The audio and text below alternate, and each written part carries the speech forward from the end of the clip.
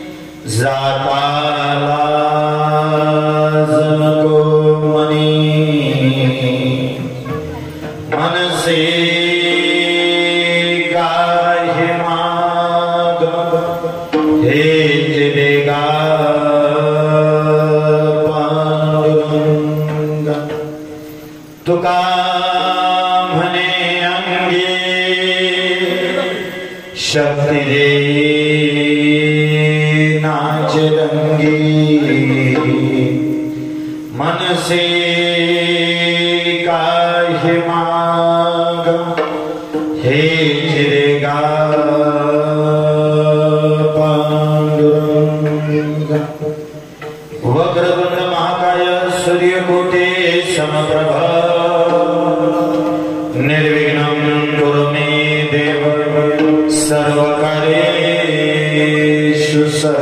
सर्वदा महायोग पीठे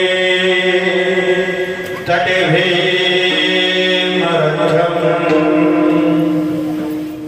वरम पुंडरीका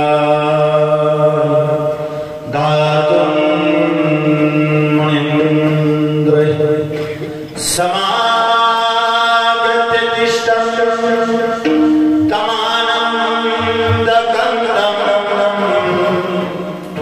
परब्रह्मलिङ्गं भजे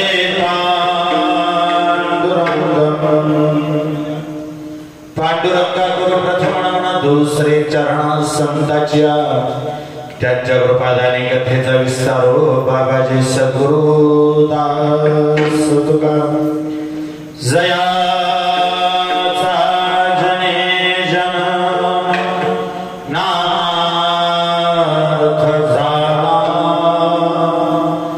जयाने सदा नाम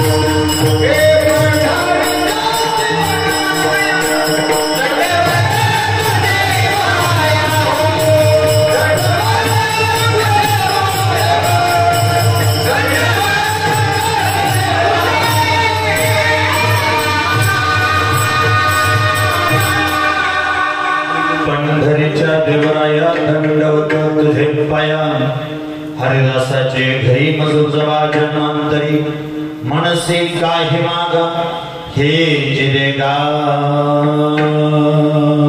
पांडुरंग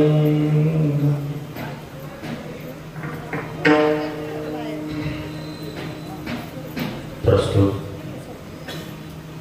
प्राप्त प्रसंगी कीर्तनरूपी सेवेसाठी निवडलेला अभंग गायलेला अभंग उच्चारलेला अभंग अखंड महाराष्ट्राचा विचार करता अखंड विश्वाचा विचार करता या विश्वातील एक अधिकार संपन्न संत मुळात संत म्हटलं की त्याच्यापुढे विशेषत्व आणि अधिकार संपन्न हा शब्द जोडावा साधत नाही। या महाराष्ट्राच्या मातीमध्ये जेवढे म्हणून संत झाले सगळेच्या सगळे संत अधिकार संपन्न, ज्याचा त्याचा अधिकार वेगळा आहे, ज्याचं त्याचं अधिष्ठान वेगळं आहे, ज्याचं त्याचं कार्यकर्तृत्व वेगळं आहे। ज्ञान म्हटलं की ज्ञानोबा, शांती म्हटलं की पैठण निवासी शांती ब्रह्म एकनाथ महाराज, भक्ती म्हटलं की संत शिरोमणी नामदेवराय आणि वैराग्य म्हटलं की जगद्गुरु तुकोबराय। त्यातला वैराग्याचा मूर्तिमंत पुतळा असणारे जगद्गुरु तुकोबा आज का कुणाश, पण त्या विटेवरच्या मालकाच्या समोर उभा राहतात, त्या पंढरपूरच्या काळ्या देवाच्या समोर उभा राहतात आणि एक अलौकिक मागणी मागतात। देवा एक तर तो माग म्हणतोय म्हणून, नाही तर तशी मला मागायची गरज नाही, माझी इच्छा नाही, आमची तशी परंपरा नाही। पण हे पांडुरंगा, तू जर हात जोडून काकुलतीला येऊन मला माग म्हणत असेल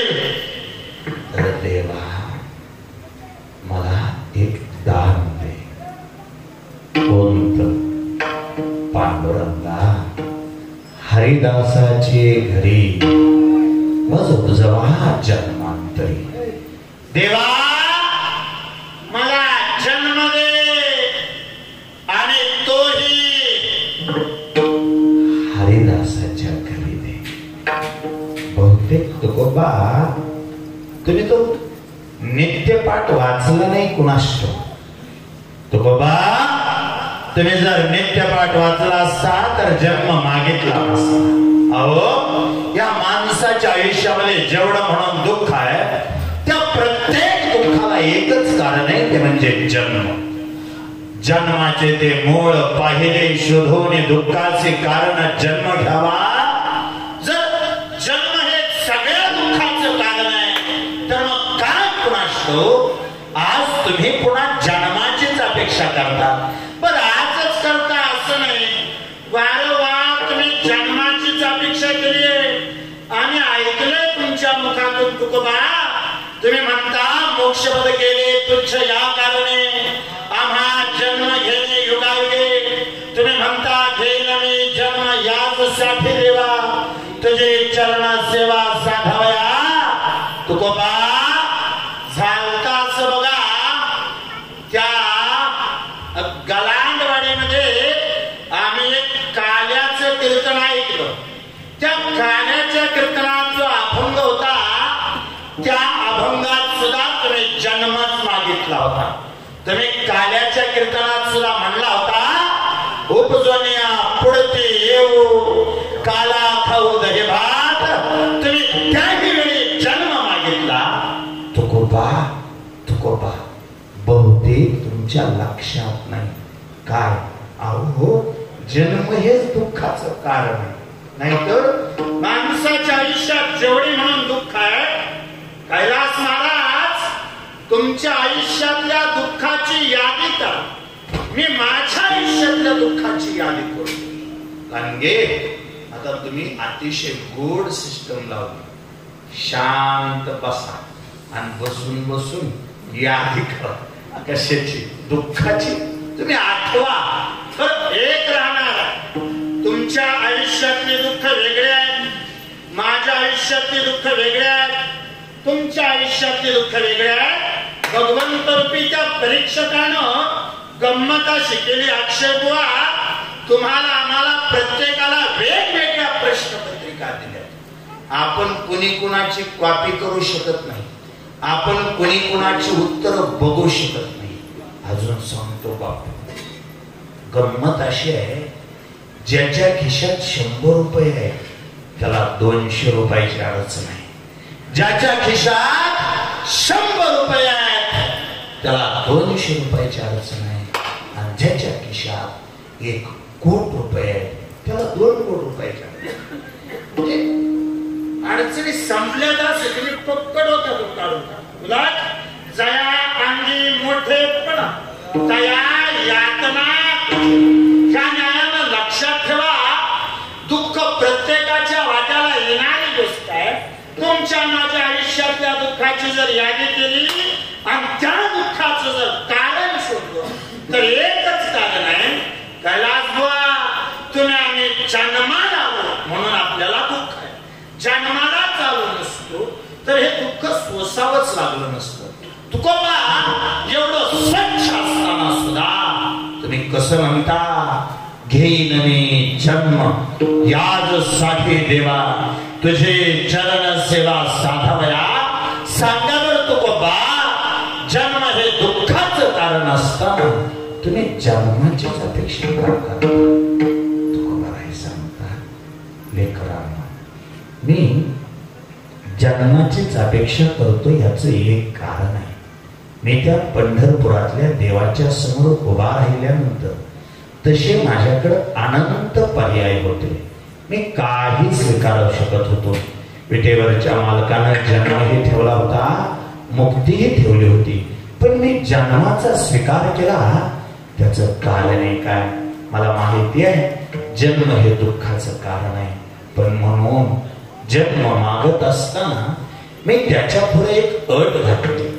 देवा जन्म दे, पण पुन्हा जहागीरदाराच्या घरी जन्म देऊ नको. देवा जन्म दे, पण कुणा श्रीमंताच्या घरी जन्म देऊ नको. भगवंता मला जन्माला घालत असताना अशा घरात जन्माला घाल ज्या घरात लोकांच्या गळ्यात पवित्र तुळशीची माळ असते, ज्या घरात लोकांच्या कपाळाला तुझ्या नावाने लिहिलेला बुक्का असावा, ज्या घरात गाथा ज्ञानेश्वरी सारखे ग्रंथ असावेत, ज्यांच्या दारातलं तुळशी वृंदावन सदैव हिरवंगार असावं. भगवंता जे माणसं कधी कुणावर जळत नाहीत आणि विनाकारण कुणाच्या माग पळत नाहीत, त्या लोकांच्या घरी मला जन्म दे. तुकोबा ज्याच्या गळ्यात माळा, कपाळाला बुक्का, दारात तुळशी वृंदावन, जी माणसं कुणावर जळत नाहीत त्याला नेमकं म्हणायचं काय? देवा त्याला वारकरी म्हणतात. आणि माझी अशी स्वच्छ भावना आहे, मी ते जन्माचं दुःख सोसायला तयार आहे. उलट तुका म्हणे गर्भवासी सुखे खालावे आम्हासी. देवा युगानुयुगे हे दुःख सोसायची तयारी आहे, फक्त इच्छा एवढी आहे जन्म देताना मात्र वारकरीच्या घरी जन्म दे. हरिदासाची एकरी मग जवा जन्मांतरी मनसी काही मागा हेच देगा पांडुरंगा. देवा हे सोडून मला दुसरं आणि काही नको. हो हो थांब ऐक. आणि संतांच्या चरणावर लोटांगण घेत असताना मला कधी लाज वाटू देऊ नको. कारण अलीकडच्या काळात चांगल्याची लाज वाटायला लागली आणि वाईटाचाच अभिमान वाटायला लागला. माणसाला आता शिवाजी महाराज माणसाला आता कीर्तनात हरिपाठात नाचायचं म्हणलं की लाज वाटायला लागली आणि डीजेच्या पुढं नाचायचं म्हणलं की अभिमान वाटायला लागला. मी सोपं सांगतो का कोणास ठाऊक, पण जुन्या काळात शिवी दिली की लाज वाटायची. आता शिव्या दिलेले व्हिडिओ व्हायरल होत आहेत. हे महाराष्ट्राची शोकांतिका. वाईट ह्या गोष्टीचं वाटतं जिथं मुखी अमृताची वाणी देव देवाचे कारणी हे शिकवणारे साधू संत होऊन गेले, तिथं एवढी वाईट परिस्थिती आली. जे काही नकारात्मक बोलायला आलं नाही, पण अरविंदाला पाठीमागल्या काही दिवसापूर्वी त्या कोरेगाव तालुक्यातनं कीर्तनावरून येत बहुतेक मला आठवलं तर मी प्रयत्न करतो. एप्रिल महिना होता एप्रिलचा, आणि एप्रिल महिन्याची गंमत अशी असते, गावोगाव यात्रा बी असतात आणि गावोगाव पारायण बी असतात. ज्या बुवाची एप्रिल महिन्यात डायऱ्या कोऱ्या त्यांनी धोत्र आपली कुरवड वाळ झालाय वापरायच्या आणि गळ्याचे कुरवड्या हे वाळ झाला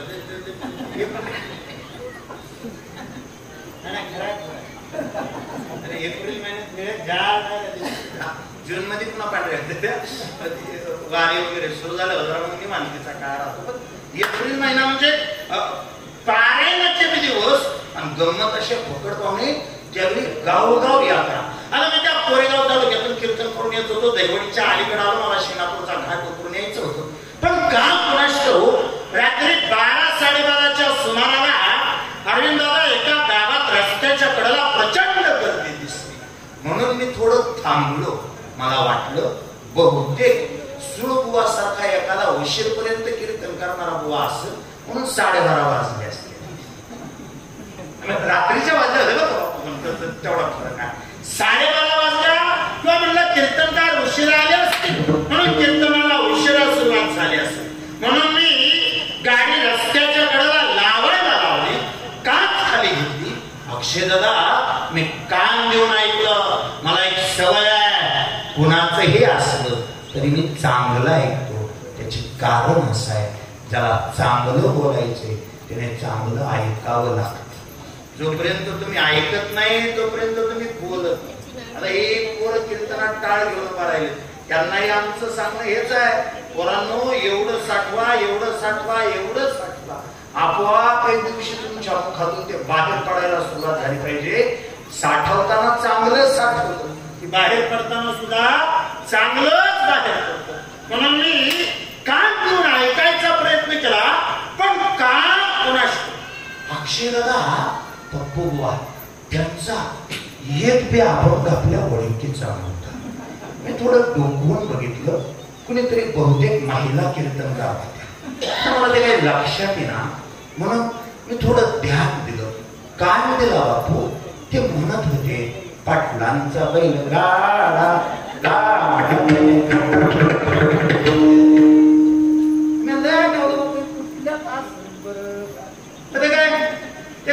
सापडलं नाही मला, ते सापडलं नाही.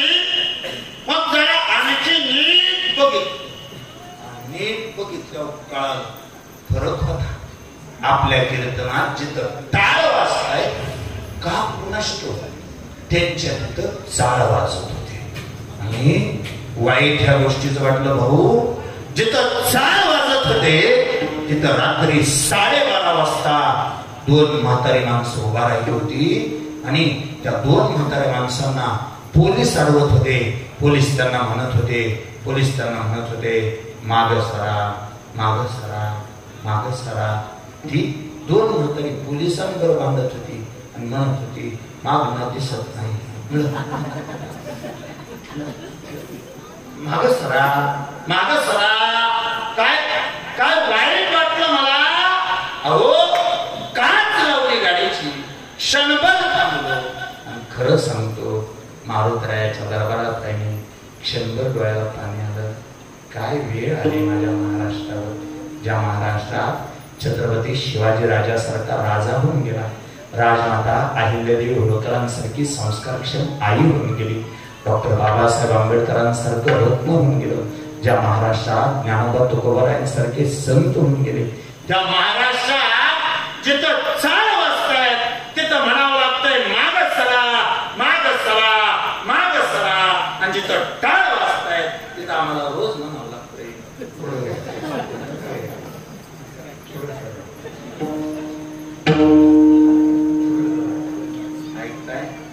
बहुतेक असंच झालं. चांगल्या गोष्टीची लाज वाटायला लागली आणि वाईटाचं कौतुक वाटायला लागलं. तुकोबा त्या भगवंताकडे प्रार्थना करतात, देवा इच्छा एवढीच आहे, संतांच्या चरणावर लोटांगण घालत असताना माझ्या मनाला कधी लाज वाटू देऊ नको.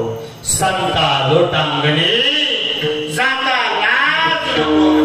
नाही तुकोबा इथपर्यंत ठीक आहे, पण स्वतःसाठी एखादी गोष्ट मागावं, स्वतःसाठी त्याने काय मागितलं नाही. तुकोबा भगवंताकडे बघतात आणि त्या देवाला सांगतात, देवा मला शक्ती दे. म्हणले कशासाठी? नाचू कीर्तनाचे रंगी, ज्ञानदीप लावू जगी. अरे वारकरी संप्रदायाचं कार्य करायचं म्हणजे वाटतं तेवढं सोपं नाही. घर दार प्रपंच या सगळ्याचा त्याग करून संप्रदायाचा प्रचार प्रसार व्हावा, याच्यासाठी इथं यावं लागतं. गाव गोळा व्हायच्या आधी मंदिर झाडावं लागतं. गाव कशावर बसायचं याची व्यवस्था करावी लागते. एवढी व्यवस्था झाल्यानंतर सुद्धा जर पाऊस येत असेल तर आणखी काळजी घ्यावी लागते. हो, पण देवा एवढं करून सुद्धा कार्यक्रम म्हटलं की काहीतरी रेखेपणा राहतोच रे. पण अडचणी आहे भगवंता, माणूस रेखेपणावर बोट ठेवतो. मग असं वाटतं देवा, कधी कधी वाटतं कशासाठी करायचंय, काय फायदा यातून. अंत करणारा वाटतं हे बंद करावं, पण पुन्हा लक्षात येतं नाही. अहो हे जर बंद झालं आणि 4 पोरं पुढे बसले. हे 4 पोरं कीर्तन ऐकतायत. सरपंच थोडं माफी मागून बोलतो की 4 पोरं जर कीर्तनात पुढं नाही बसली तर तुमच्याकडे असा कोणता पर्याय कार्यक्रम की ते पोरं पुढं बसले.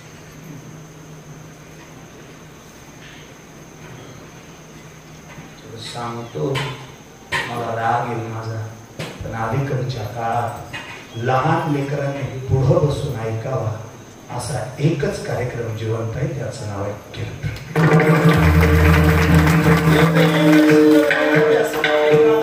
आता व्यासपीठच राहिलं नाही जिथं लहान लेकर पुढं बसते.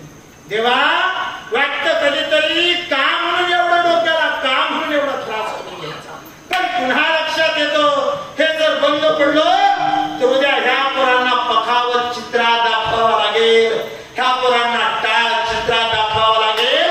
कीर्तन कीर्तन कशाला म्हणतात हे या पोरांना पुन्हा सांगावं लागेल, बघायला मिळायचं नाही. म्हणून देवा एवढं सगळं कार्य जिवंत ठेवावं याच्यासाठी आम्ही प्रयत्न करतो. भगवंता दुसरी काही इच्छा नाही, एवढीच इच्छा आहे हे वारकरी संप्रदायाचं कार्य जिवंत राहावं याच्यासाठी तू आम्हाला शक्ती दे. तुका म्हणे अंगी शक्ती दे नाचे रंगी. मागण्याची काही मात्र इच्छा नाही, पण तू माग म्हणतो म्हणून मनसी काही मागा हेच देवा पांडुरंगा. काय देऊ? 2 मागण्या देवा. एक तर संतांना लोटांगण घालत असताना लाज वाटू देऊ नको, आणि दुसरी मागणी एक आहे वारकऱ्यांच्या घरात मला जन्म दे काहीसा या अर्थाचा 4 कारणाचा. मागणी प्रकरणातला अतिशय गोड अतिशय समर्पक आजच्या सेवेला साजेसा असताना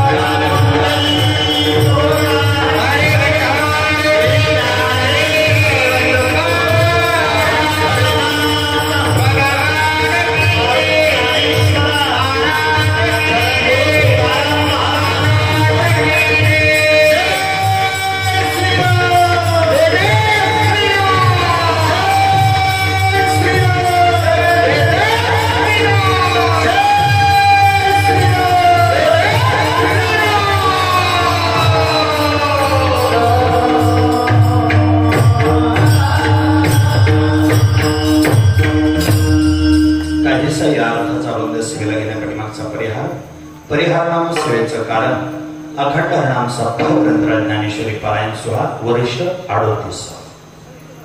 3 तप पूर्ण झाली आणि 4थ्या तपाकडे सुरुवात नाही वाट. अतिशय निष्ठेने अतिशय प्रेमाने गेली 38 वर्ष. बहुतेक पारायण बापू कोरोना नंतर चालूच झाले, पण जी पारायण निष्ठेनं तत्वानं उभा होती ती पारायण कोरोना नंतर सुद्धा तेवढ्याच दिमाखात मोठ्या प्रमाणात संपन्न व्हायला लागली. उलट मी सांगू का, ह्या भिगवण परिसरातली जर मोठी पारायणांची यादी करायची म्हटलं तर बहुतेक मदनवाडीच्या पारायणाची नोंद घेतल्याशिवाय ही यादी पूर्ण होत नाही. प्रचंड भव्य दिव्य स्वरूपात 36वं वर्ष संपन्न केलं पप्पू महाराज. एवढा गोड सोहळा त्यांनी संपन्न केला. आणि एक काही कौतुक करण्यासाठी उभा राहिलो नाही, पण ह्या गावाचं मला एक चांगलपणा एवढा वाटतो. हे गाव बापू थोडं माफी मागून बोलतो, पारायणाच्या बाबतीत गट तट राजकारण ह्या सगळ्याच्या बाजूला असतो. अख्खं गाव एका विचाराने एकत्र येतं. कोणताही चांगला कार्यक्रम संपन्न करायचं म्हटलं की सगळी माणसं दानशूरपणे एकत्र येतात. नाहीतर इंदोरीकरांचे कीर्तन झाल्यावर जेवण घालावं ती मदनवाडीवाल्यांनी ते काय सोपं नाही गळ्याचे. इंदोरीकर बाबांची कीर्तन जिथं असतात ना, आम्ही अनुभवात बोलतोय, इंदोरीकर बाबांची कीर्तन असतात ना, कीर्तन संपलं, बाबा गाडीत बसले निघून गेले, सैर घरी निघून जातात. माणसं तेवढी येतात ना, पण तेवढ्या माणसांना जेवण घालायचं, तेवढ्या माणसांना कोणती घालायचं सोपं आहे का? आणि कौतुक याच वाटतं काल एवढा मोठा सोहळा संपन्न करत असताना सुद्धा पारायणातल्या एकाही सोहळ्याला तुम्ही एवढा सुद्धा दर्जा कमी होऊन दिला नाही. नाहीतर बहुतेक असं राहतं, एखाद्या ठिकाणी चढ करायचं म्हणून दुसरीकडे उतारतो. पण सगळ्या गोष्टीचा समतोल टाकून गेली कित्येक वर्ष तुम्ही अतिशय प्रेमानं गुण्या गोविंदानं एका विचाराने हे पारायण संपन्न करताय. ज्यांचं योगदान असेल त्या सर्वांच्या चरणावरती नम्रतापूर्वक नतमस्तक होतो. आणि सर्वांच्या चरणावरती नम्रतापूर्वक नतमस्तक होत असतानाच आजच्या कार्यक्रमासाठी, आजच्या सबंध सोहळ्यासाठी ज्यांनी स्वतःच्या मर्जीनं, स्वतःच्या इच्छेने योगदान दिलं त्या सर्वांचा आभार मानून निवडलेल्या अभंगाकडे प्रवृत्त होतो.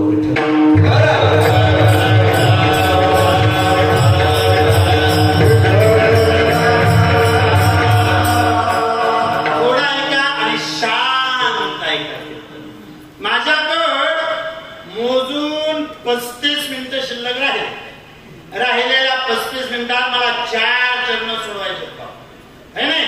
बरोबर एका चरणाला माझ्याकडे 9:15 मिनिट एवढा वेळ शिल्लक आहे. तेवढा विचारा 9:15 + 35 नाही तरी गेल्या शकता. पण हे रास्ते काय काळजी करू. 9:15 मिनिटात मला एक चरण सोडायचे.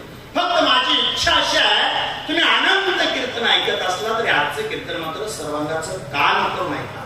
कारण राहता असं जगद्गुरु तुकोबांचा जो अभंग आज सेवेसाठी निवडलाय, बाबा त्या अभंगाला न्याय द्यावा याच्यासाठी मी तुमच्या पुढे उभा. हीच तुकोबांचे अभंग म्हणजे सुचलं म्हणून रचलं अशी नव्हती. मी ऐकणारी माणसं आहे, हे सोपं सांगतो बापू. तुकोबा अभंग कसे लिहायचे एकतर आणखी ऐका.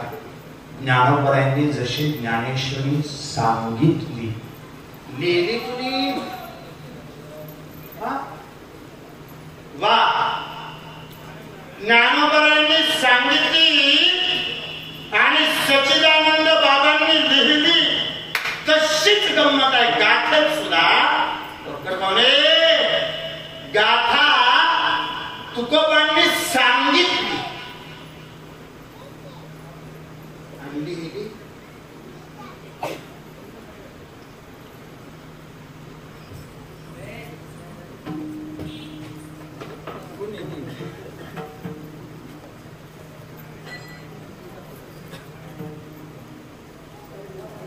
ऐका,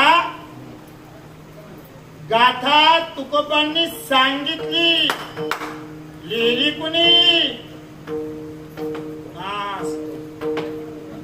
आजपर्यंत तर गाथा म्हणलं की तुकोबा असंच म्हणायचो आम्ही. ऐका बापू, बहुतेक याच्या अगोदर मी ते नाव सांगितलं असेल. काही अभंग लिहिले गंगाधर पंत मवाळांनी आणि काही अभंग लिहिले संताजी महाराज जगनाडे. संताजी महाराज असे पुढे बसायचे. तुकोबाराय शांत विचार करत करत करत अभंग सुचला की संताजी महाराजांना लिहायला लावायचे. ऐका तुम्ही गंमत. बाबा तुम्ही थोडं आत या, पोरांना थोडं बाबांनी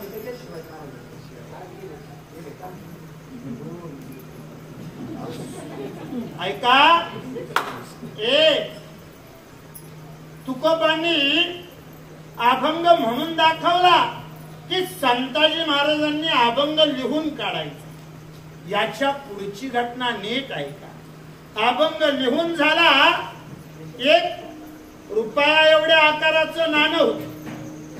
तुकोबा ते नाणं विस्तवावर ठेवायचे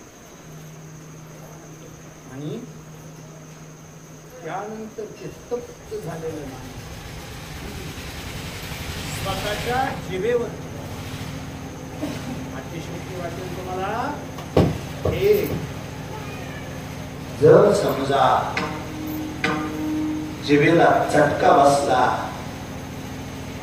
तर अभंग फाडून टाकला जायचा. संतो फाडून टाक. जर जिभेवर नाम ठेवल्या ठेवल्या नाम शांत झालं तर अभंग प्रामाणिक करून गाथेत लिहिला जायचा. एवढ्या त्यागातून तयार झालेली गाथा आहे.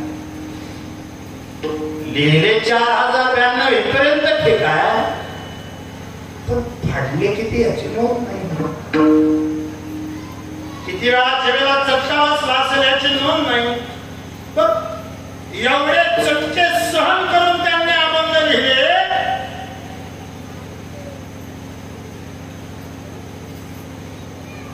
त्या अभंगातल्या एका एका अक्षराचे आमच्यावर अनंत उपकार आहे. ती लिहिलेली अक्षर आमच्यासाठी भगवंत आहेत. थोडं माफी मागून बोलतो, कीर्तनकाराने अभंगावर प्रेम करावं, मृदंगाचार्याने मृदंगावर प्रेम करावं, गायनाचार्याने स्वरावर प्रेम करावं. किती प्रेम करावं? कीर्तनकाराने, गायनाचार्याने, मृदंगाचार्याने किती प्रेम करावं? बहुतेक मृदंग क्षेत्रातलं मोठं नाव गुरुनामगुरु शंकर बापू आपेगाव. अर्थात जुन्या जाणत्या माणसांना नाव विचारून मृदंग क्षेत्रातले खूप मोठं नाव. बापूंचा मृदंग अमेरिकेत वाजायचा. एकदा म्हणे बापूंना अमेरिकेतून आमंत्रण आलं. बापू अमेरिकेच्या विमानतळावर खांद्यावर मृदंग घेऊन उतरले. काय चित्र दिसत असेल ते? नेहरू घातलेला, धोतर नेसलेला, डोक्यावर वारकरी, खांद्यावर मृदंग, अशा साध्या दिशा एक माणूस अमेरिकेच्या विमानतळावर उतरतोय. खांद्यावर असलेला मृदंग जसाच्या तसा आहे. संयोजकांनी ते बघितलं. संयोजक धावत आले आणि त्यातला एक संयोजक पुढे येऊन त्यांनी मृदंग मागितला. म्हणे तेवढं वाद्य आमच्या हातात द्या. अक्षय बुवा ऐकागड्या, तुमच्यासाठी खूप गरजेचं आहे, तेवढं वाद्य मी आमच्या हातात द्या. बापूंनी नकार दिला. हे वाद्य तसंच खांद्यावर ठेवलं. हे सगळं तिथले एका मराठी पत्रकाराने बघितलं. तो धावत आला, बापूंच्या समोर माईक धरला आणि त्याने विचारलं, अहो ते मागताय तर ते वाद्य का देऊन टाकलं नाही तुम्ही? ते वाद्य कुणाच्या तरी हातात तुम्ही द्यायला पाहिजे होतं. अमेरिकेत घडलेला प्रसंग आहे, ज्याला तुम्ही महासत्ता म्हणता. त्या अमेरिकेच्या विमानतळावर घडलेली घटना. बापूंच्या डोळ्याला पाणी आलं आणि बापू सांगताय, मी हे वाद्य कुणाच्या हातात दिलं नाही. त्याचं एक कारण आहे, त्याचं एक कारण आहे. बापू म्हणे हा अमेरिकेत, हा खांद्यावर आहे म्हणून मी अमेरिकेत आहे. तुम्ही बघताना ह्याच्याकडे वाट्य म्हणून बघत असाल. माझ्यासाठी तो माझा पांडुरंग आहे, माझ्यासाठी तो माझा देव आहे, माझ्यासाठी तो माझा भगवंत आहे. ऐका, मृदंगाचार्यासाठी जर मृदंग हा भगवंत असेल, गाणाऱ्यांसाठी स्वर हा भगवंत असेल, तर आम्हा कीर्तनकारांसाठी अभंग हा आमचा भगवंत आहे. आणि त्याची प्रतारणा करण्याचा अधिकार आमच्यापैकी कोणालाच नाही. आज म्हणतो तुकोबरायचे मागतात ते मागितलं कशासाठी, पण आज नाही. जे 30 वर्ष झालं तुम्ही हे पारायण करताय, सोपं सांगा, संत मागतात का मागत नाही?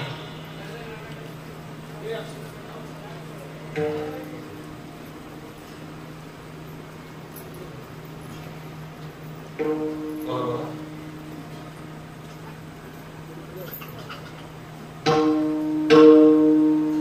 तुम्ही नाराज आहेत माझ्यावर नाही का? डावा सोडा, उजवा सोडा, कवर मी काहीतरी विचारत थांबलोय ना, म्हणजे मला उत्तराची अपेक्षा आहे, म्हणून मी असं विचारतोय.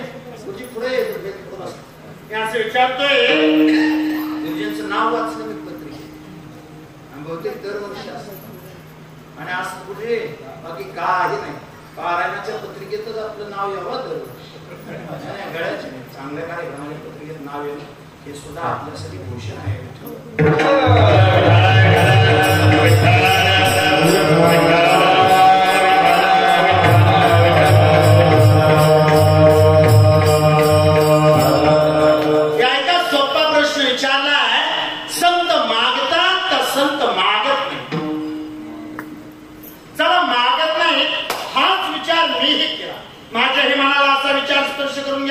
संत मागत नाही आणि मागायची गरज काय त्यांना. मागण्याच्या बाबतीत विचार केला तर दोन गोष्टीनं मागावं लागतं. एक तर गरज असावी म्हणून मागावं लागतं, नाहीतर असमर्थ काय म्हणून मागावं लागतं. नाहीतर सरपंच मागायची काय गरज आहे. एक तर आपल्याकडे आपल्याला त्या गोष्टीची गरज असावी. समजा मला एखादी गोष्ट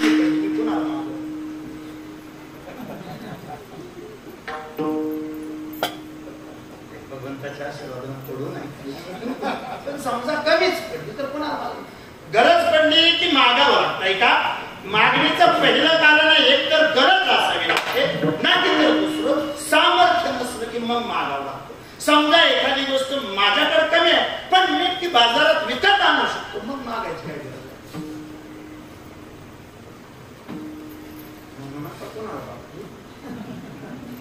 चालू आहे म्हणून एवढं कमी करायचं का. आता बोलते का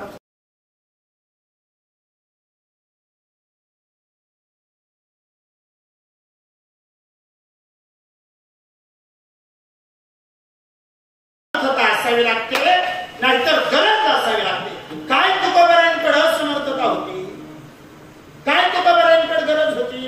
सामर्थ्य म्हणाल तर मेले माणूस चित्त उठविले, मेलेला माणूस कीर्तनात उठून बसवलं होतं, एवढं सामर्थ्य आहे.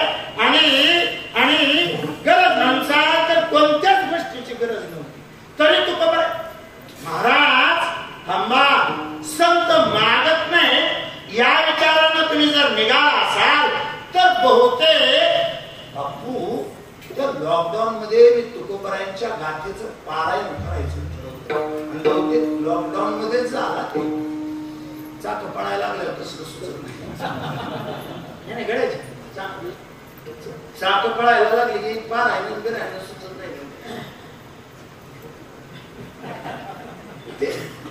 चांगलं मी 1000 वेळा सांगितलं मला, चांगला जो शेतकरी असतो जातीवंत शेतकरी, तो जातीवंत शेतकरी गाजर गोड लावा म्हणून गाजराचं पाणी तोडतो. तसं भगवंताने 2 वर्ष आमच्या कीर्तनकारांचं पाणी तोडून टाकलं होतं. बहुतेक कीर्तनकार परत गोड लागावे ह्याच्यासाठी तशी व्यवस्था केली. आता त्या काळात त्या दरम्यान माझ्याकडे गाथा आली, गाथ्याचं पारायण करायचं लक्षात बुवा. मी असा विचार करून बसलो होतो, संत मागत नाही किंवा त्यांना मागायची गरज नसते असाच विचार मी केला आणि गाथेचं पारायण करत असताना गाथेचा पहिला अभंग वाचला. काय गंमत आहे, जे संत कधीच मागत नाहीत असा माझा विचार होता. तिथं गाथेचा पहिला अभंग मला मिळाला. समचरण दृष्टी विटेवरी साजरी ते माझे हरे उत्तिरा हो. याचा अर्थ न मागणारे संत कधीतरी मागायला प्रवृत्त होत आहेत, न मागणारे संत काहीतरी मागायला प्रवृत्त होत आहेत, न मागणारे संत मागते असा विचार गाथेच्या पहिल्या अभंगातून मला आला. म्हणून मी ठरवलं पहिल्यांदाच मागणी प्रकरणातला अभंग तुकोबांनी लिहिला, पण आपण गेल्या मागणं आपल्याला परत दिसायचं नाही. म्हणून मी असं ठरवलं गाथा सुरुवातीपासून वाचण्यापेक्षा गाथा शेवटाकडून वाचावी. आणि काय गंमत सांगतो तुम्हाला गुरुजी, तुकोबांच्या गाथेतला पहिला अभंग मागणी प्रकरणातला, म्हणून मी गाथा सुरुवातीने वाचायचं बंद केलं. शेवटचा अभंग आणि तो वाचायला घेतला तर शेवटचा अभंग होता मागणी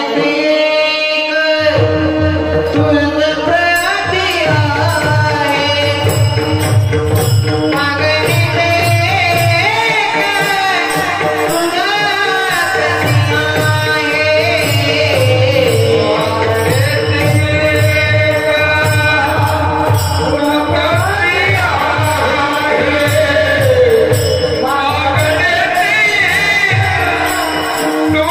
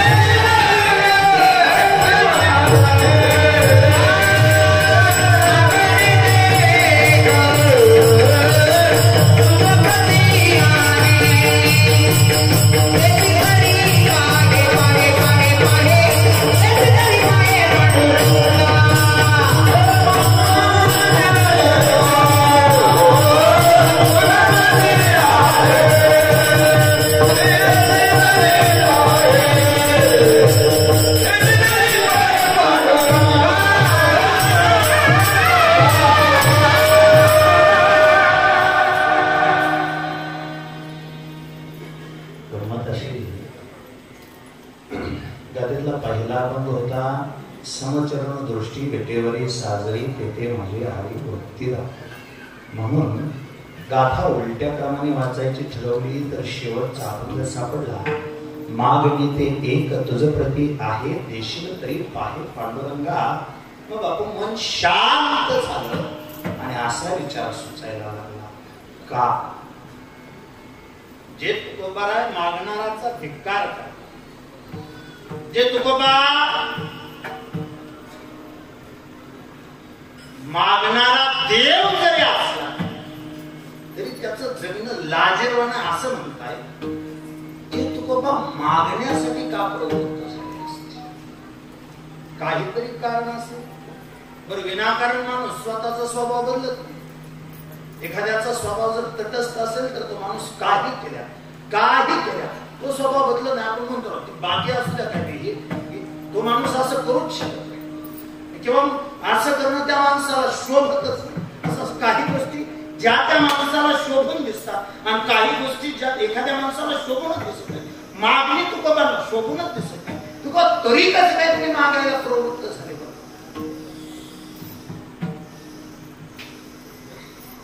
बहुतेक झालं होतं असं.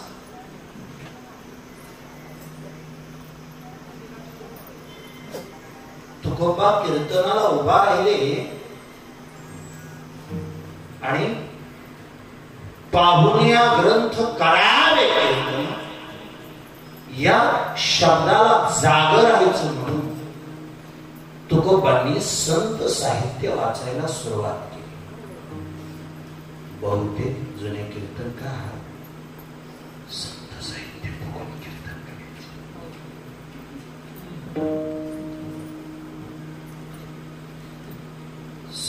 सगळ्या संतांच्या साहित्याचा तुकोबांवरती प्रभाव झाला.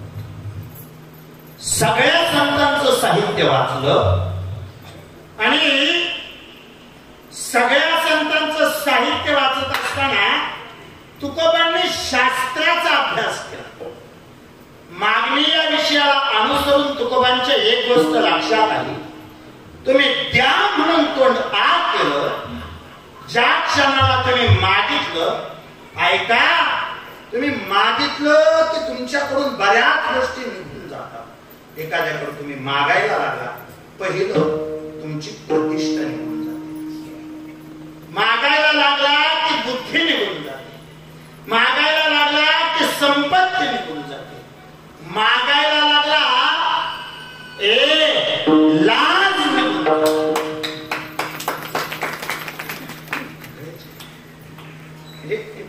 मी नाही सांगत, शास्त्र सांग. मागायला लागला प्रतिष्ठा जाते, बुद्धी जाते, संपत्ती जाते, लाज जाते. आणि हे मागायला लागला की तुमच्यावर झालेली सद्गुरूची कृपा आहे. पण आता हे तुकोबांना माहिती होत की ज्या म्हणलं की या 5 गोष्टी निघून जाणार. त्यामुळं तुकोबांनी वारंवार मागणीचा नकार केला, निषेध केला, काही मागायचं नाही ठरवलं. पण एकदा ज्ञानेश्वरीचं पारायण करता करता ज्ञानेश्वरीच्या अखेरीपर्यंत आले. गंमत अशी, ज्ञानेश्वरी वाचून झाली आणि ज्ञानेश्वरीच्या शेवटच्या पानावर तुकोबांना, परंतु काय रे ज्ञानेश्वरीच्या शेवटच्या पानावर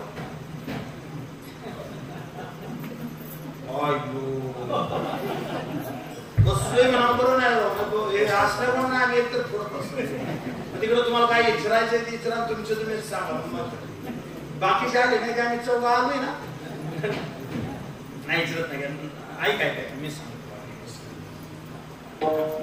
आधी सगळे शिकवायचं. शाळा तपसायला त्यांच्या ते तुम्हाला उत्तर सांगून शाळा तपसायला लावून जाईल विषय. म्हणजे एक गुरुजी असे झोपले होते सकाळ उन्हाळ्याचे दिवस सरकारला काही सुट्टी दिली ना, एप्रिल महिन्यातली सुट्टी रद्द केली म्हणले मेचा निकाल लावा म्हणून घरी जावा.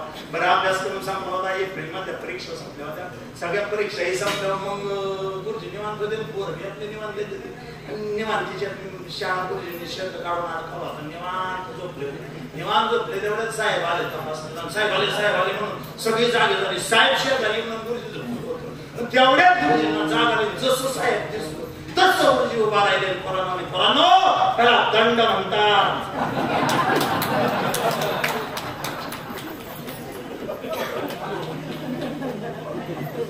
बाबाला वाटलं अरे अरे अरे अरे आजपर्यंत एवढं मास्तर बघितलं, पण पोरासाठी कामं काढून शिकवणार. पहिल्यांदा बघितलं म्हणले साहेबांनी पहिला नंबर त्या मास्तरला दिला. पण जेवढं शिकवायचं तेवढं परीक्षा घ्यायच्या आधी शिकवायचं. परीक्षकांनी प्रश्न विचारला म्हणजे सांगा शिवाजी महाराजांचा जन्म कुठे झाला. पोरं काय सांगायला तयार नव्हती. तिथे ते गुरुजीने किल्ल्यावर त्या शाळा पोरांच्या ध्यानाला किल्ल्यावर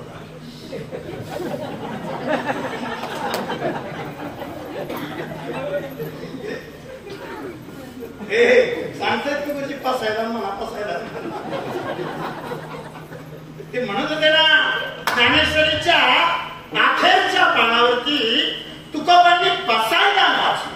तुकोबांना माहिती होतं मागायचं नाही, मागितलं की लाभ जाते, मागितलं की प्रतिष्ठा जाते, मागितलं की बुद्धी जाते, मागितलं की संपत्ती जाते, आणि त्यापेक्षा सद्गुरूंनी केलेली कृपा मागितलं की निघून जाते. याची जाण तुकोबांना होती. पण का कुणाष्ट ज्ञानेश्वरीचं पारायण करताना शेवटच्या पानावर तुकोबांना पसायदान वाचायला मिळालं. आणि काय गंमत आहे, पसायदानाची सुरुवात झाली. आता विश्वात्मके देवे येणे वाद्यज्ञ कोशावे तोषणे मज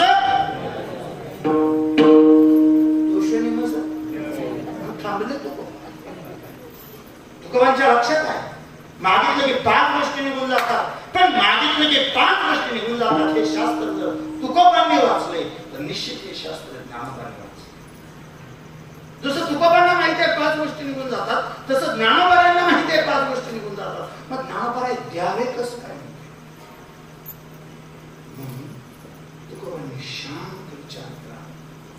तुकोबांच्या लक्षात मागायचंच नाही असं नाही. हे काय त्या दिवशी तुकोबांनी ठरवलं पंढरपुरात गेलं तर काहीच मागायचं नाही, पण माघारी येताना काहीतरी मागितल्याशिवाय मागायचं. नीट सांगा महाराजांना, हे दोन विरोधी वाक्य झाले की हो. तुकोबांनी त्या दिवशी ठरवलं अरिंदादा पंढरपुरात गेला तर काहीच मागायचं नाही, पण माघारी येताना काहीतरी मागितल्याशिवाय माघारी यायचं. काय वेगळं आम्ही तसंच करतो. काहीतरी मागितल्याशिवाय कवर माघारी येत नाही. 22 दिवसाची वारी केली आम्ही. एवढं ऊन वारा पाऊस सगळं सहन केलं. पंढरपुरात पोहोचलो. ज्या क्षणाला पंढरपुरात पोहोचलो का कोणाष्टो बापू हे मन एवढं चंचल आहे, घरी असलं की पंढरपूर आठवतंय आणि पंढरपुरात गेलं म्हणजे काय माणसाच्या अवस्थेने की एवढं चंचल आहे ते. पंढरपुरात गेलो की घर आठवायला सुरुवात होती.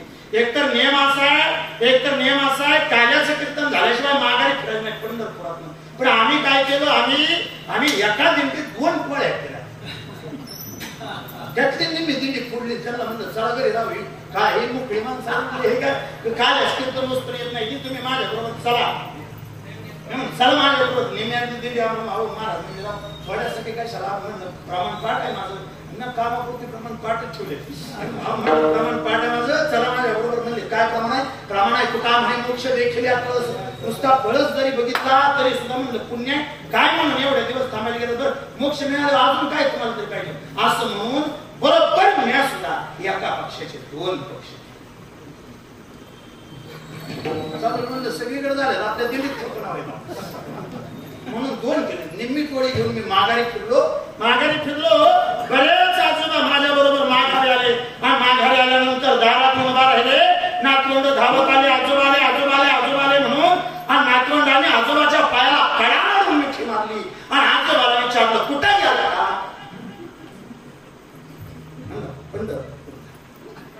कशाला काय आणलं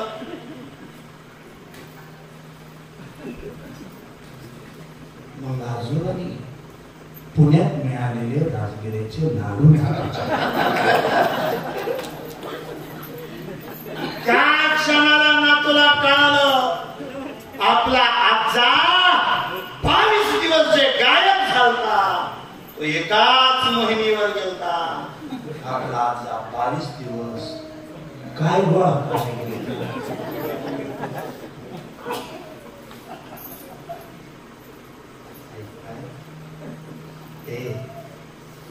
तुकोबांनी ठरवलं पंढरपुरात गेलो तर मागायचं नाही पण मागितल्याशिवाय मागायला यायचं नाही. ऐका संसारातलं मागायचं नाही कर्मार्थातलं मागितल्याशिवाय माघारी यायचं नाही. तुकोबांनी केला आणि त्याच काळात तुकोबांच्या आयुष्यातली सगळ्यात मोठी घटना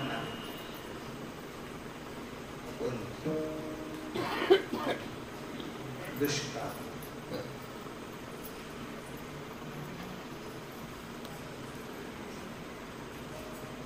घरदार तसे प्रचंड श्रीमंत मन प्रचंड आहे हे सांगू.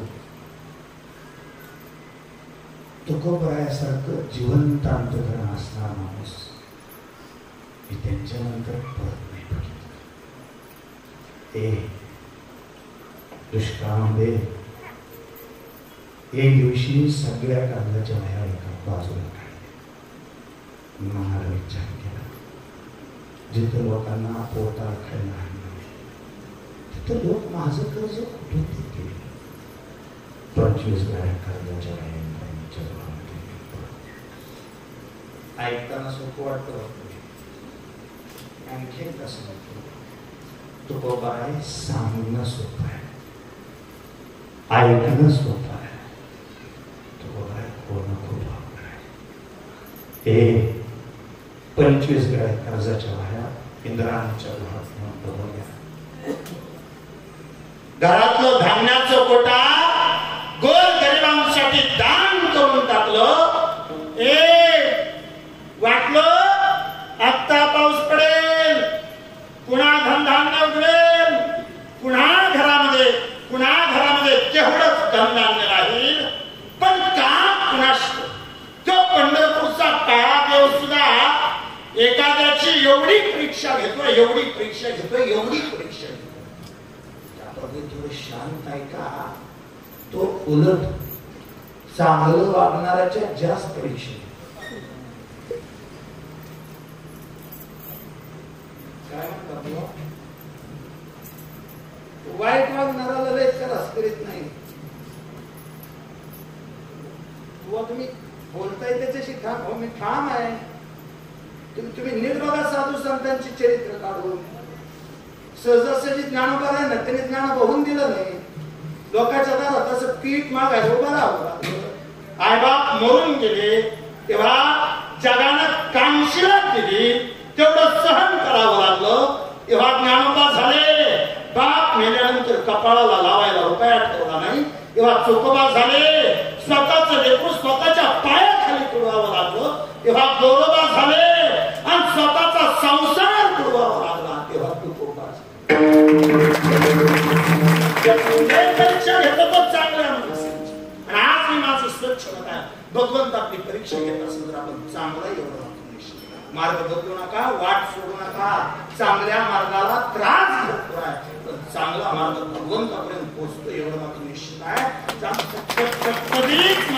कधीच नका त्रास करून घेऊ नका मार्ग बदलू त्रास देऊ. 3 वर्ष पाऊस पडला घरात खायला अन्न राहिलं नाही. आई नेली बाप नेला बायको नेली पोटचा पोरगा टाचा घासून गेला. अशा अवस्थेत पण तुकोबा हसत राहायचे. त्यांना माहिती होतं ज्या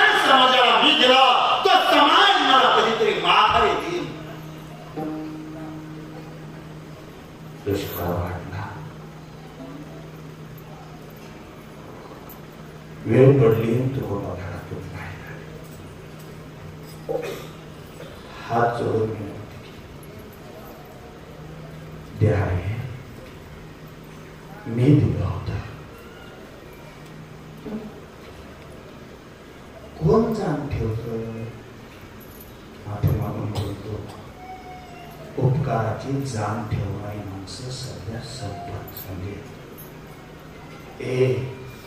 गुरुजी, उपकाराची परतफेड करता येत नसते, उपकाराची जाण असते त्यालाच उपकाराची परतफेड. वेगळं काही करावं लागत नाही. म्हणजे उपकार, समजा तुम्ही मला माझ्या अडचणीत मदत केली, ती मदत मी तुम्हाला परत केली, पैसे पोचले, उपकार तसाच शिल्लक राहिला, उपकार मरेपर्यंत शिल्लक राहतो. आणि तुम्ही माझ्यावर केलेला उपकार मी मरेपर्यंत लक्षात ठेवून त्याला उपकाराची परत ठेवणं. आणि समाज मी दिला समाजाला, समाज माझ्या गरजेला माझ्या मदतीला येईल म्हणून समाजाच्या पुढे हात जोडले, पण अडचण अशी झाली, ह्या समाजाने तोंड फिरवलं. कोपला पाटील गावीचे हे लोक आता माझं भीक कोण घाली ही अवस्था झाली. गावचा पाटील कोपला, गावातल्या लोकांनी पाठ फिरवली, पोटाला खायला अन्न शिल्लक राहिलं नाही, डोळ्यातून खळखळ पाणी. आणि ज्या क्षणाला तुकोबांच्या डोळ्याला पाणी आलं त्या क्षणाला पंढरपूरचा काळा देव हसला. का? 8 पिढ्या झालं भक्ती करतायत, पण आजपर्यंत मागितलं नाही का यांनी? आता आजपर्यंत होतं म्हणून मागितलं नाही.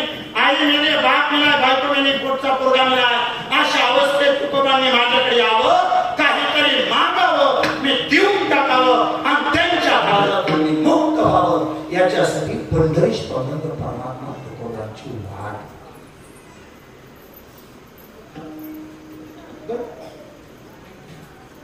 दुःख सहन नाही झालं की माणूस देवाकडे जातोच.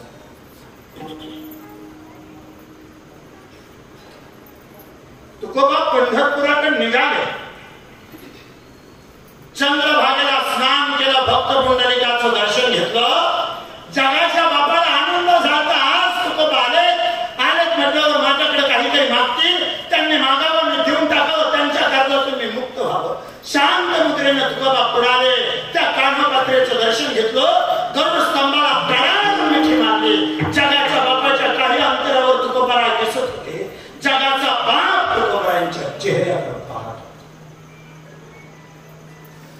मागण्याची आस पाहे मुखाकडे, आता मागतील आई, बाप, बायको, पोरगा म्हणून काहीतरी तुकोबा मला मागतील.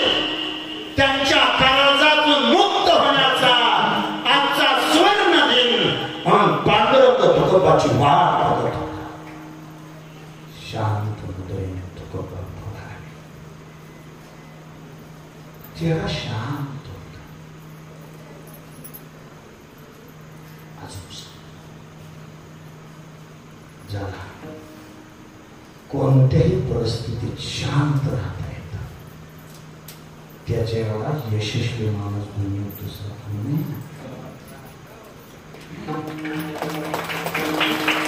वेळ असतो, पुन्हा येत असते. त्याला काय चांगलं झालं तर त्याची हवा तो मस्तकात जाऊन देत नाही, आणि वाईट झालं तर त्याचं दुःख तो काळजापर्यंत पोहोचू देत नाही.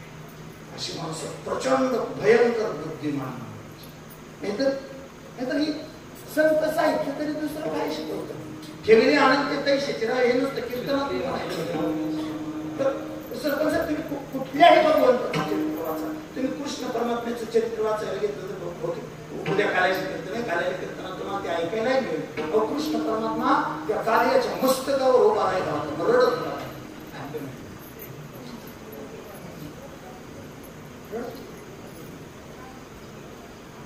कालियाच्या मस्तकावर उभा राहिला होता.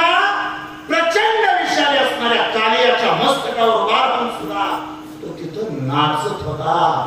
अजून ऐका, संकटाच्या छातावर पाय देऊन ज्याला आनंदानं नाचता येतं तो प्रत्येक पुरुष कोणाच्या वाट्याला दुःख आलं गुपगुपीत आयुष्य चांगलं नाही. माणसाच्या वाट्याला दुःख आलं, आपल्या वाट्याला आलं म्हणून रडत बसण्यात काय म्हणतात. कुणाची चरित्र वाचा दुःख आलंच ना वाटत. महापुरुषांची वाचा दुःख आलं, साधू संतांची वाचा दुःख आलं, पण देवाचं चरित्र वाचा दुःख नाही आलं. रघुनंदनाच्या वाट्याला दुःख आलं, कृष्णाच्या वाट्याला दुःख आलं. मी सोपं सांगतो, तुम्ही आयुष्य थोडं नाराज म्हणून जगू नका. इतरांच्या आयुष्यात बघा, आणि तेही इतरांकडे बघताना जो आपल्यापेक्षा माग आहे त्याच्याकडे बघा. कळेल प्रचंड दुःखात जगतायत माणसं. काही जणांना पोटाला खायला अन्न नाही, काही जणांना अंग भरलेला कांबूर नाही, काही जणांना राहिला घर नाही.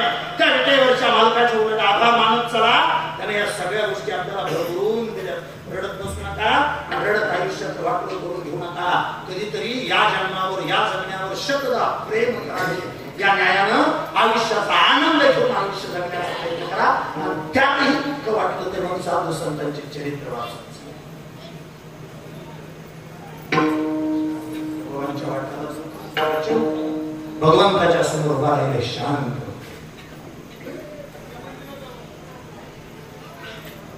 काहीतरी मागतील अशी अपेक्षा तुकोबांना भगवंताकडे. तुकोबांना देव बघत होता शांत मध्ये. पायाला हात लावला, भगवंताचे कान आतुरले होते. काहीतरी मागतील. तुकोबांनी पायाला हात लावला, विनंती सदा रखमाईच्या प्रती गोड तुझे रूप, गोड तुझे नाम, दे मज प्रेम सर्व. विठू माऊले हाची वळदे, संचावने गाठी हृदया माझे. तुका म्हणे काही न मागे अनेक, तुझे पायी सुख सर्व आहे. देवा तुझ्या पायाजवळ सगळं सुख आहे. एवढंच बोलले तुकोबा पुढंच.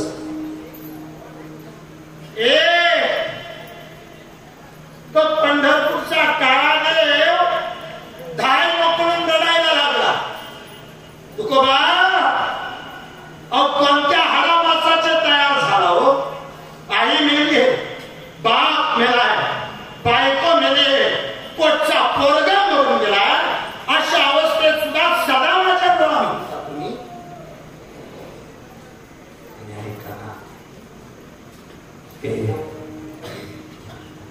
वाईट काळ आल्यावरती जो माणूस देवाशी अनन्य राहतो, माझा देव सदैव त्याच्या पाठीशी होता. चांगला काळ आल्यावर कोणीही कोणाला चांगलं म्हणते, पण माझ्यावर वाईट वेळ आलेला असताना सुद्धा मी पांडुरंगावरती केवढेच प्रेम करणार. निष्काय वेळच केवळ कुणावर कधी सांगता येत नाही, कुणावर कशी सांगता येत नाही. काल परवाचा बारामतीचा अपघात आठवला, लक्षात येते वेळ कुणावरही होऊ शकते. मृत्यूच्या कारणानेच येते असं नाही. तुम्हाला आयुष्यातील कोणती कितीतरी संकट अशी आहेत ज्या कारणानं ती वेळ तुमच्यावर येऊ शकते.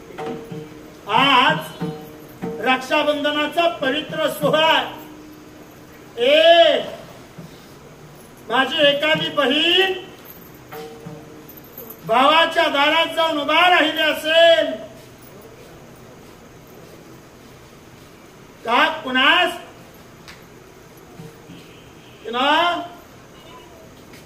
आणलेली राखी भावाच्या हातावर बांधली. तिच्या जीवाला वाटलं काही का होईना, पण इमान माझ्या माहेरच्या माणसांना दाखवण्यापुरती तरी भावाने अंगावर एखादी साडी प्रचंड गरिबीत असणाऱ्या भावाने 100 रुपयाची नोट पाठवली.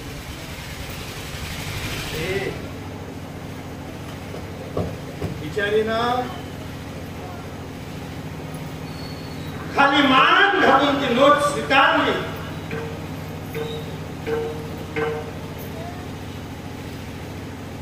विचार करा,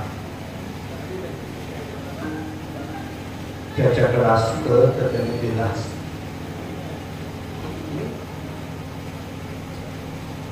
आणि सांगू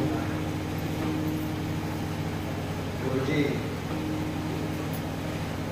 आपल्या आईनंतर आपली परिस्थिती जाणण्यासाठी प्रयत्न करणं सगळ्यात प्रेम व्यक्तीमध्ये आपण लय केलंय. काय काय जणांसाठी बहिणी लय. आज कीर्तनात अशी काही माणसं बसली असतील, लहान असताना माय म्हणून थोरल्या बहिणीनं आई होऊन त्यांचा सांभाळ. हो, माय मरावीच आहे कशासाठी? काही जणांच्या आयुष्यात आई असताना थोरल्या बहिणीनं प्रचंड प्रेम नाही. तिच्या अपेक्षा तिची होती भावाने फक्त अंगावर एक साडी टाकावी, पण भावाच्या परिस्थितीनं त्याला ते जमलं नाही. पण तिनं भावाची गरिबी 4 कागदात अशी उघड करून सांगितली नाही. हो, बिचारी एवढंच 100 रुपये घेऊन स्वतःच्या पदरचे 100 काढले, दुकानदाराकडे दिले. सांगितलं म्हणे मला एक बऱ्यापैकी साडी अजून शकत नाही द्या, राहिलेले पैसे मी तुमचे आणून. म्हणून तिनं 400 रुपयाची साडी घेतली. दुकानदाराच्या दुकानामध्ये ती साडी अंगावर घेतली. माहेरात येऊन उभा राहिलेली ताई जेव्हा सासरी जाऊन उभा राहिली, विचारला आली आली काय घेतलं बाबा? अंगावर गेलेली साडी दाखवली. म्हणे माझ्या अंगावरची साडी मला माझ्या भावाने. लक्षात ठेवा, दिवस वेळ काळ सदा सर्व काळ कोणाचे चांगले नसतात आणि सदा सर्व काळ कोणाचेच वाईट नसतात. चांगले दिवस आले तरी भगवंतावर प्रेम करत चला, आणि चुकून आयुष्यात वाईट दिवस आले तरी तेवढ्याच तत्वाने माझ्या भगवंतावर प्रेम. एवढी वाईट परिस्थिती असताना तुकोबांनी सदा माझ्या डोळ्यात जळो तुझी मूर्ती म्हणावं. भगवंत जवळ आला, खांद्यावर हात ठेवला. काय तुकोबा, कसे आहात? देवा मजे उलट बरे झाले देवा. निघाली दिवाळी, बरे या दुष्काळी पिढा गेली. तेव्हा मजेत मजेत काही नाही बघ, आनंदात. पण तू वीज सोडून इथं आला कशासाठी? तुकोबा हात जोडतो, पाया पडतो. कोण म्हणतो?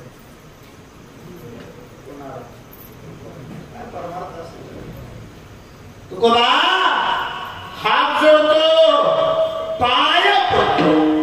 पण मला तेवढं भक्तीच्या कर्जातून, मला भक्तीच्या कर्जातून बाहेर येता येईल असं काहीतरी माग. तुकोबा म्हणे मागितलं असतं तुझ्या अडचण नाही, पण एक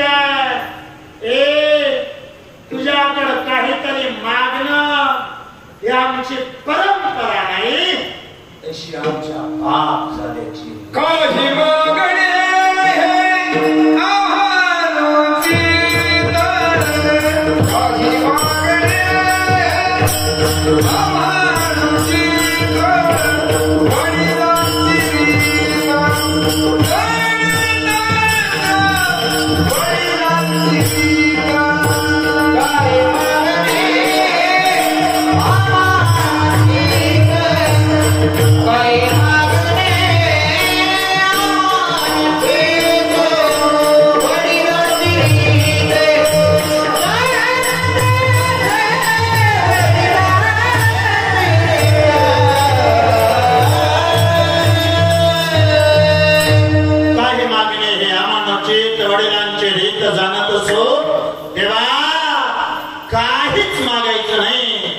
मागच्या बाप जाद्याची रीत आहे.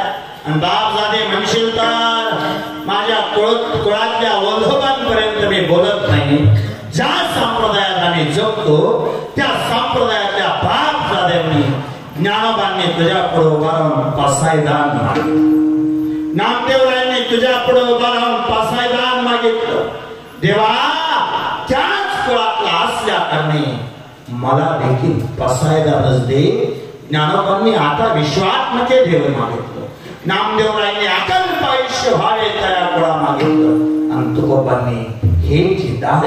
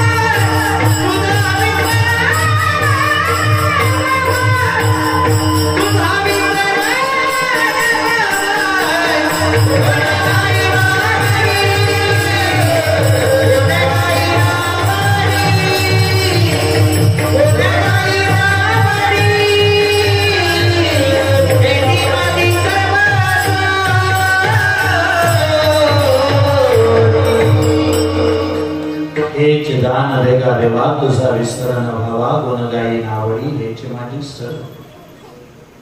तुकोबा मी मागा म्हणतोय म्हणजे काहीतरी लौकिकातलं नाही नाही स्वतःसाठी मागावं. देवा स्वतःसाठी मागितली तर ती भीक तरी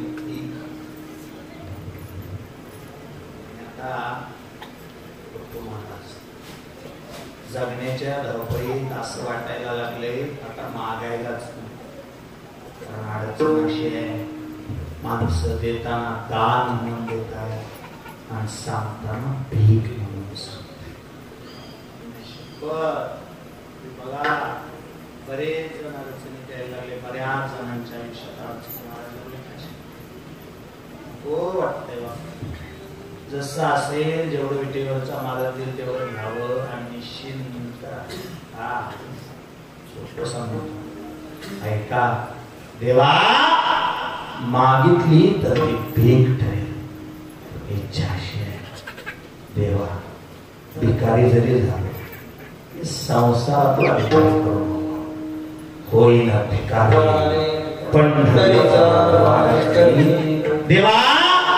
भिकारी जरी झालो तर पंढरीचा वारकरी कर आणि आम्ही ऐक पंढरीचा वारकरी व्हावा याच्यासाठी याच जन्मी नाही जन्मोजन्मी मला हरिदासाच्या घरीच हरी हरी हरी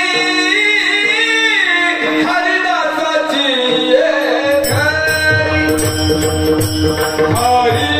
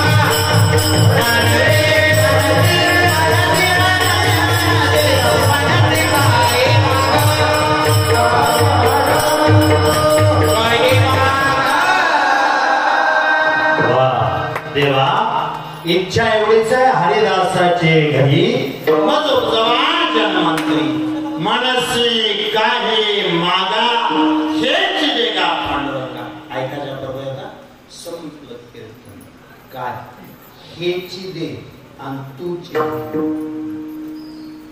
दोन शब्द सांगितले. एक तर हेच दे आणि दुसऱ्या कोणाला मागायचं नाही. मागणे ते तुझं तूच द्यावं एवढी इच्छा आहे. बाकी दुसऱ्या कोणाला मागायची आमची इच्छा नाही. तर खरंच सांगा देव सोडून आपण तरी दुसरं कोणाला मागू शकतो. कोण म्हणलं सासरवाडीला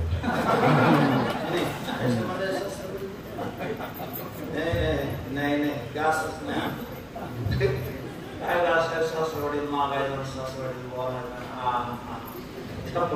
सकाळी आमची लय भांडणं झाली. सांगायला नव्हतं म्हणून मी येऊन दिलं नाही.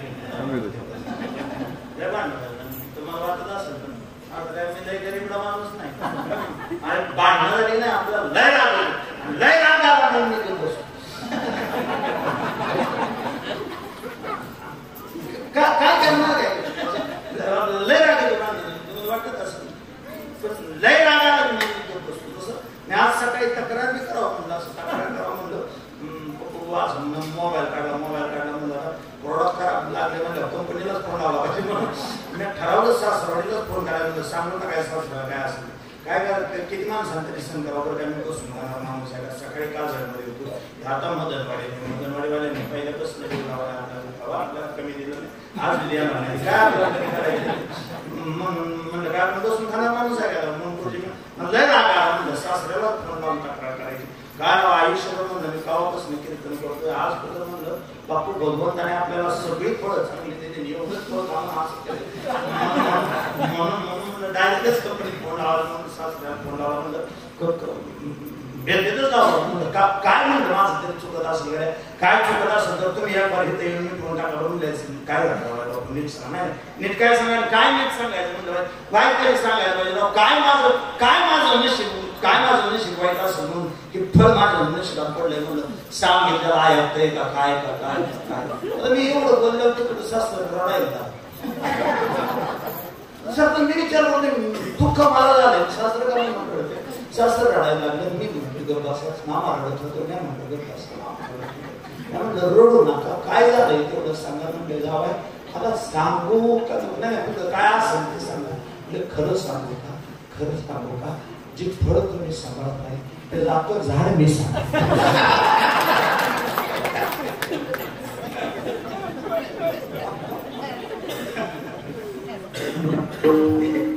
तुम्ही इतर संसाराच्या ठिकाणी तक्रार बी करू शकत नाही. संसाराच्या ठिकाणी तुम्ही मागू शकत नाही.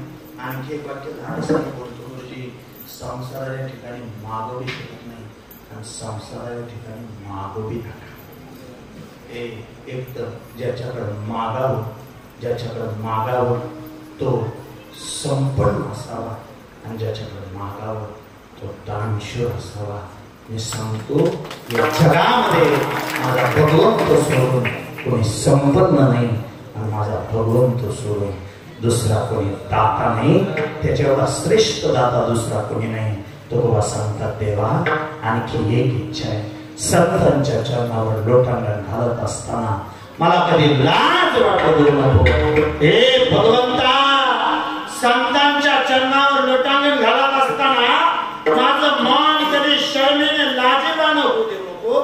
संतांच्या चरणावर लोटांगण घालत असताना माझं मन सदैव पवित्र ठेव. एवढी सगळी चर्चा, एवढी सगळी चर्चा भगवंतानं शांतपणे ऐकली आणि तुकोबांना सांगितलं, तुकोबा एवढी प्रेमळ मागणी असेल, एवढी अलौकिक मागणी असेल तर या मागणीच्या बदल्यात आज तुम्हाला पंढरीस पाठवलं परमात्म्याचं सत्य स्वरूप बघायला मिळेल. काही न मागता त्या दिवशी विटेवरचा मालक तुकोबांच्या समोर उभा राहिला. उजव्या बाजूला जगाचा बाप आहे, डाव्या बाजूला जगाची आई आहे. त्या दोघांकडे बघता बघता तुकोबांचे हात वर एक तर वारकऱ्याच्या घरी जन्म मागितला, संतांची संगती मागितली, ज्या देवाकडे मागितली त्या पवित्र देवाचं नाव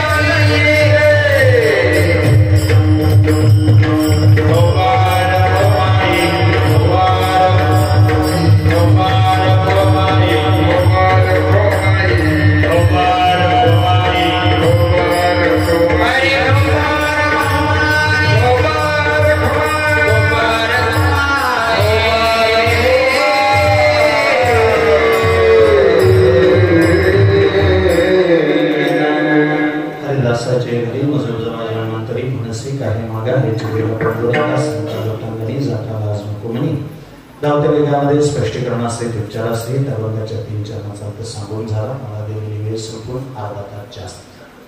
अतिशय नम्रतापूर्वक समस्त ग्रामस्थ मदनवाडी तुम्ही सर्वांनीच ही सेवा माझ्यासारख्या पामराकडे दिली, त्याबद्दल अतिशय मनापासून तुम्हा सर्वांचं आभार मानतो. या मदनवाडी नगरीमध्ये कीर्तन केलं त्या घटनेला किती वर्ष पूर्ण झाली त्यापूर्वी? फक्त आज तंतोतंत वर्ष पूर्ण झालं तेवढं नक्की. किती तेवढं सांगता येणार नाही. 2018 2018 का 18 बरोबर 18 आणि 7 वर्ष पूर्ण झाली आणि आज पूर्ण झाली. याचं कारण मी मदनवाडीतलं पहिलं कीर्तन रक्षाबंधन दिवशी केलं आणि आज परत फिरून रक्षाबंधनाच्या दिवशी तुमच्या समोर उभा आहे. गेल्या 7 वर्षापासून तुम्ही मला प्रचंड मोठं प्रेम दिलं, प्रचंड मोठे आशीर्वाद दिले, त्याबद्दल अतिशय मनापासून तुम्हा सर्वांच्या ऋणात राहण्याचा प्रयत्न करतो.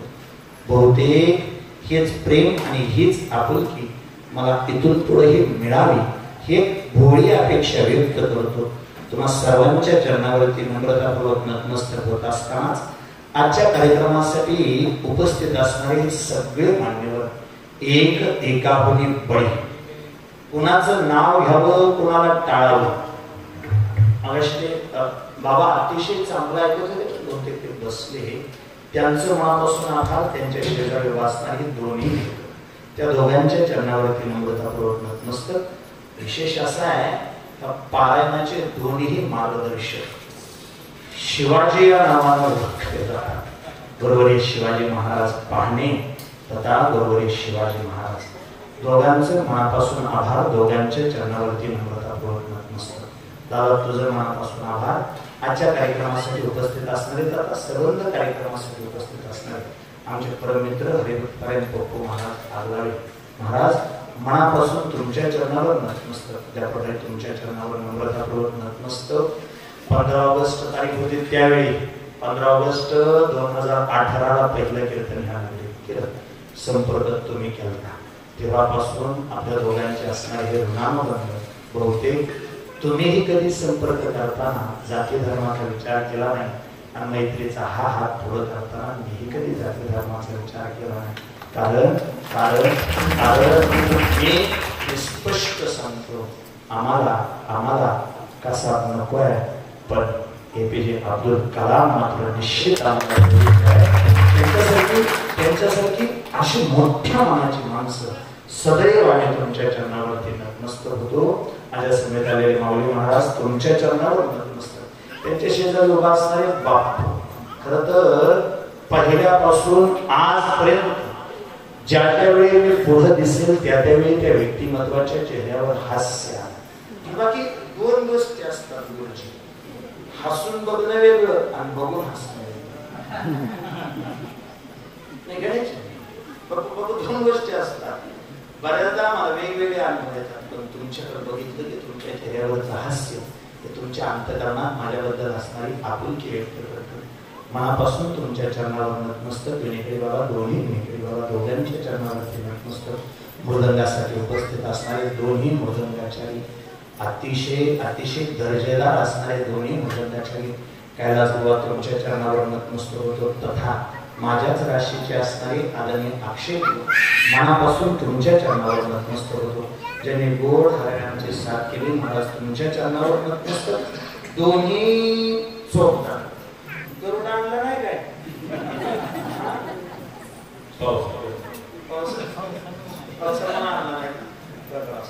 मनापासून तुमचा आभार. सदर कार्यक्रमासाठी ज्यांनी गोड साऊंड सिस्टम लावली एकदा टाळ्याच वाजवतात. मनापासून तुमचा आभार. केंद्र केसरी युट्यूब चॅनलच्या माध्यमातून आजचा कार्यक्रम चित्रित करण्यात आला, त्यांचं मनापासून आभार. आजच्या कार्यक्रमासाठी आमचे परममित्र सन्मान्य गलांडवाडीचे सन्मान्य आदरणीय महाडिक साहेब तथा त्यांच्याबरोबर सरपंच साहेब आले, त्या दोघांचं मनापासून आभार मानतो. सर्वांचं मनापासून आभार मानत असताना झालेली सेवा अखिलपूर ब्रह्मांड नाईक पंढरीश परमात्म्याच्या चरणावर समर्पित करीत असताना आजच्या कार्यक्रमासाठी ज्यांचं सौजन्य नाव चुकलं तर सांगा मला. कैलासशी रुक्मिणी दत्तात्रय बनगर यांच्या स्मरणार्थ आदरणीय दत्तात्रय आबाजी बंडगर यांनी तथा आदरणीय शेखरराव बंडगर या दोघांनी आजच्या कार्यक्रमाचं सौजन्य दिले. त्यांचं मनापासून आभार मानतो. झालेली सेवा अखिलपूर ब्रह्मांड पंढरीश परमात्म्याच्या चरणावर समर्पित करीत असताना या मागंतरायाच्या चरणावरती एक मागणी मागतो. देवा 38 वर्ष जेवढ्या दिमाखात संपन्न झालं, याहून दिमाखात इथून पुढची सगळी वर्ष संपन्न व्हावीत. आम्ही सगळ्यांनी एकत्र येऊन एका विचारानं सुरू केलेले हे पारायण चंद्रसूर्य असेपर्यंत मारुतीराया तुझ्या नगरीत असंच संपन्न व्हावं या पारायणामुळे गावातल्या लोकांची मन जुळावी, गावातले लोक एका विचारानं एकत्र यावेत, या पारायणामुळे गावच्या विकासाला हातभार लागावा ही प्रार्थना व्यक्त करतो आणि देवा या धर्माचं काम करण्यासाठी आम्हाला शक्ती दे रे. तुका म्हणे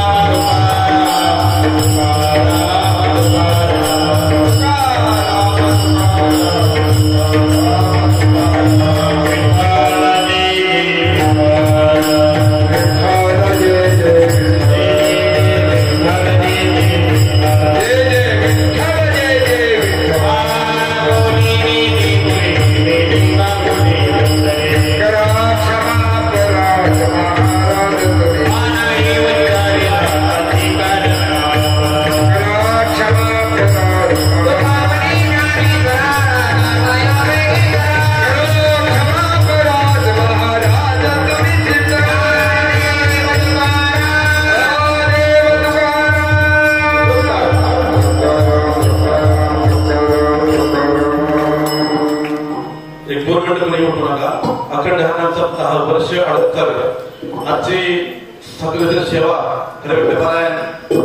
आपण